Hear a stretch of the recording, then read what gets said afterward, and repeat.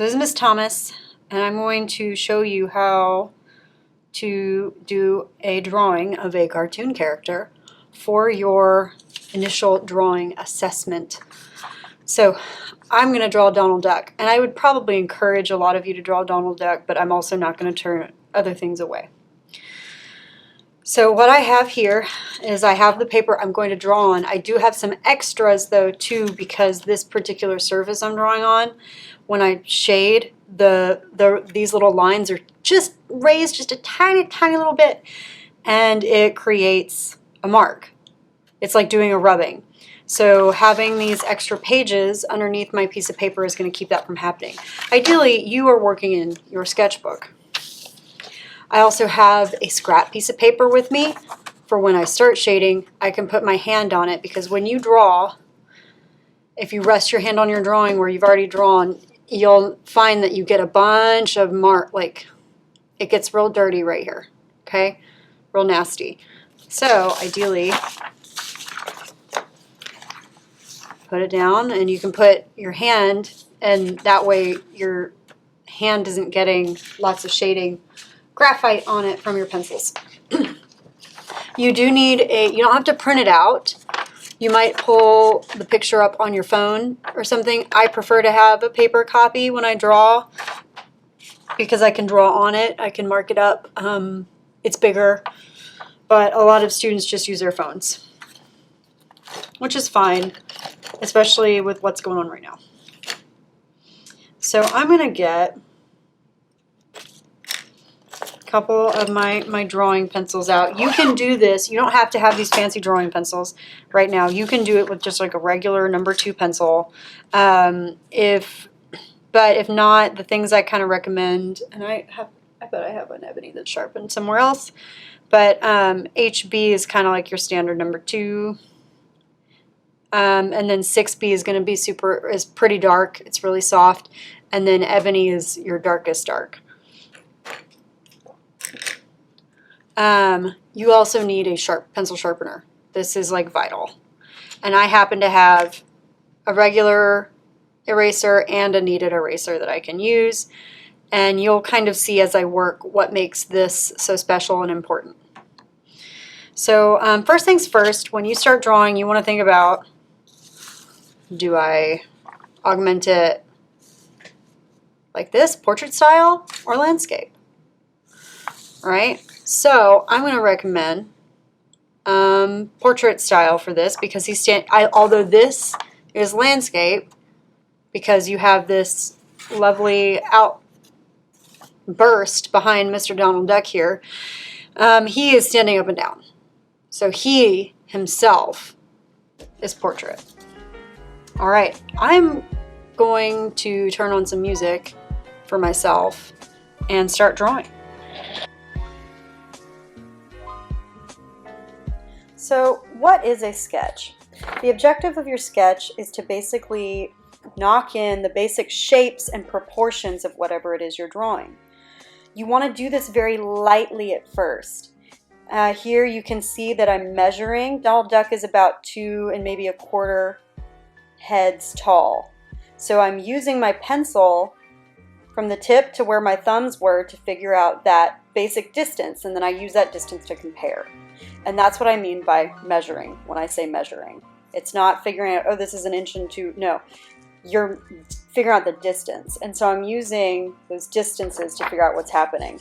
And I even, I'm drawing on the reference to sort of show you that you want to be using your reference like 95% of the time. This can be a reference from life. It can be a photograph. But that's what you want to do when you're drawing naturalistically. And I do consider fake, lines that aren't really there to figure out certain angles and distances. You are analyzing space when you're putting down your sketch, and you want to use angles and measurements to really analyze and figure out the space, the distance between things. And as you go, you can start making your lines a little bit darker. And when you're looking at those edges, you really want to, your reference is what tells you where to go.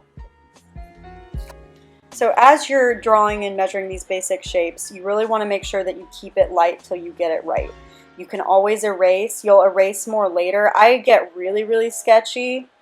Like I leave my lines for a while until I go ahead and erase them, but here I am again figuring out what is that angle, and then I compare those angles. One good way to compare your angles is to lay your pencil on top of the angle in the drawing, or in the reference. Here I am. So that's me measuring.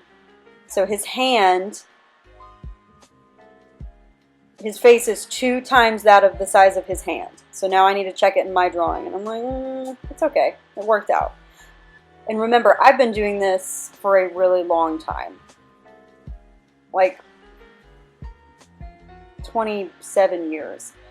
So don't compare yourself to what I can do. I'm just trying to show you what's going on. So now I'm putting in the arm, and in a second I'm going to check the angle of the arm. So I check the angle in the reference, and then I check it in my drawing. I use that pencil to figure out what is that angle. What if you drew a line in the middle of whatever it is you're drawing. In this case, it's an arm. Maybe it's in between the eyes. That angle.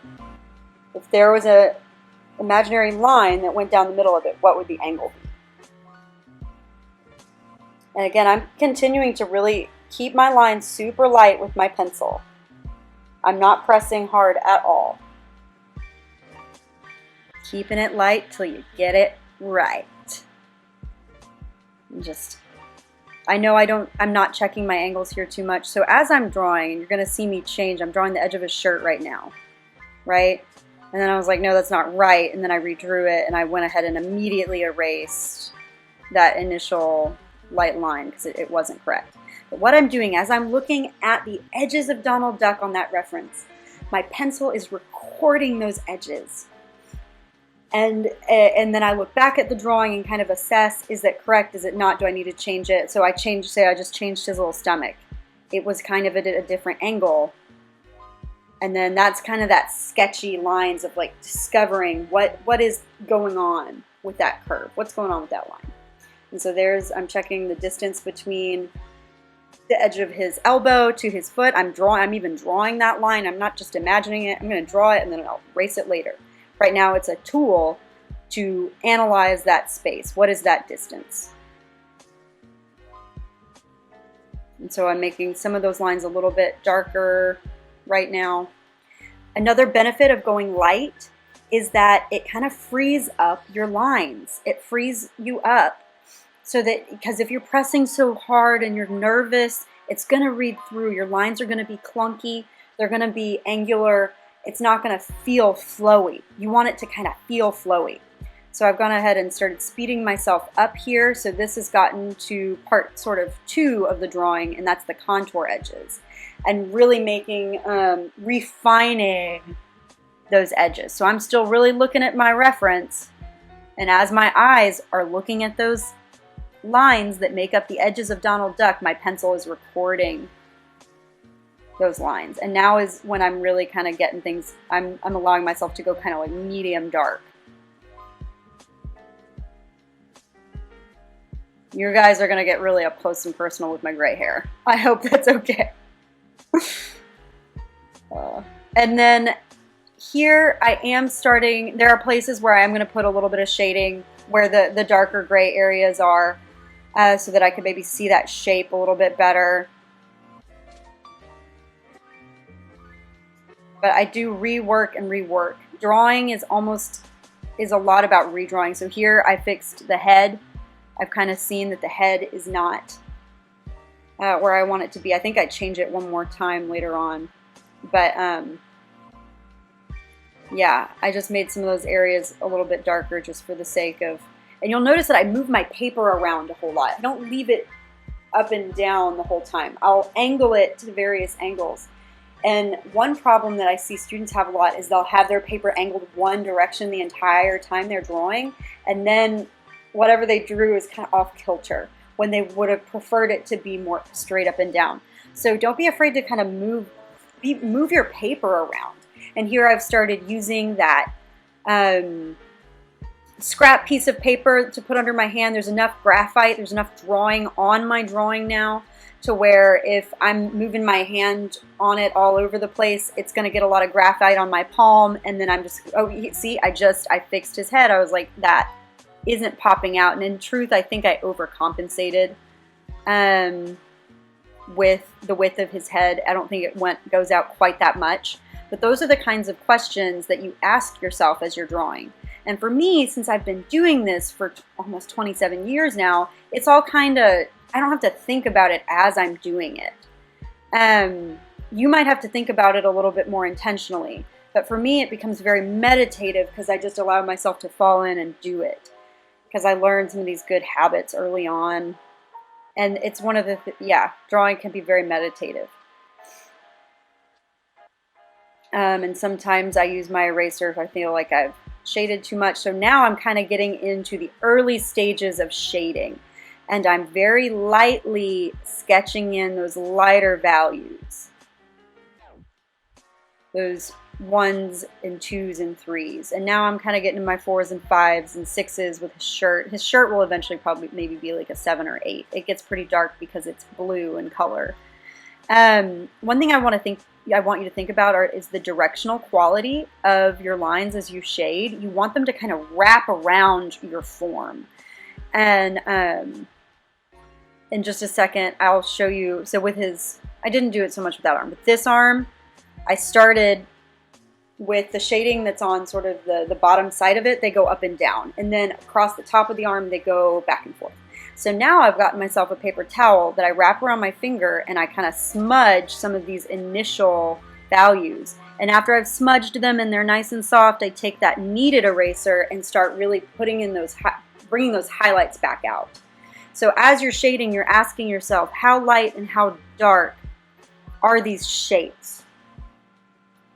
And so now I'm making some of them a little bit darker and I'm layering. So the best thing you can do with shading is go layer, layer, layer, layer. Light layer on top of light layer on top of light layer till it's the shade that you need. And so sometimes I'll smudge that back in and then take my eraser. In this case, it is a kneaded eraser, so I can mold it around. I can pinch it into a point and kind of bring some of those highlights back in. So you're asking yourself, where are those darker darks? Where are those lighter lights? And you're layering them in there. And so now I'm even coming back in with some of my contour lines. I'm asking myself, how thick should the contour lines be? How dark? And in truth, with Donald Duck, the two darkest things are his eyes and the band of his hat. And yes, and there's going to be his outline. The outline that creates Donald Duck is not all one thickness. Sometimes it's thicker in certain places and thinner in others. And that's something that you'll do. Right now I'm even drawing upside down because it's about this abstraction. So again, please don't hesitate to move your paper around. It can really help.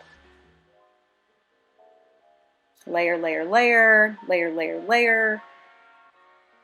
And I'm pushing my contrasts. So contrast is that difference between, in a black and white drawing, it's the difference between your darks and your lights. You really want to look at your reference to see what's darkest and what's light.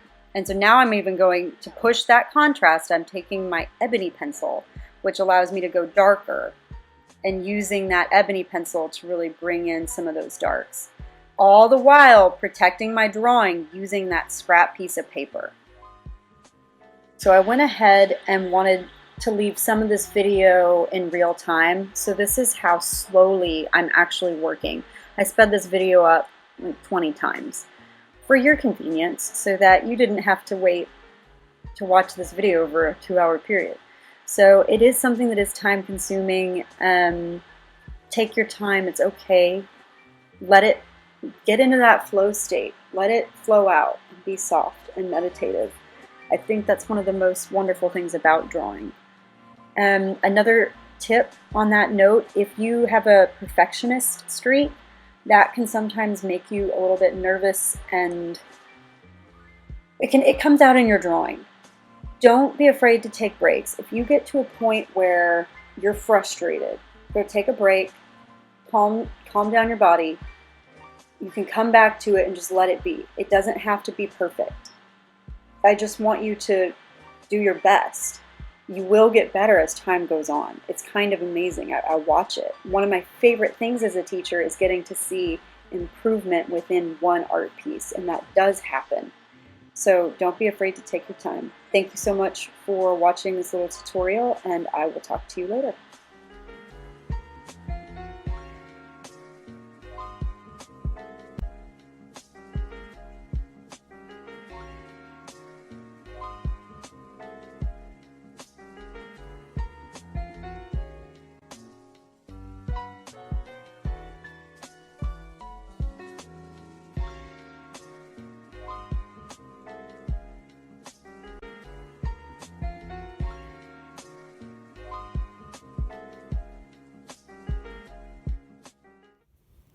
So this is how you can fix your drawing so that it doesn't continue to smudge if you don't have any fixative, but maybe somebody at your house has some hairspray. This is a great cheap way to just fix your drawing so that it no longer smudges.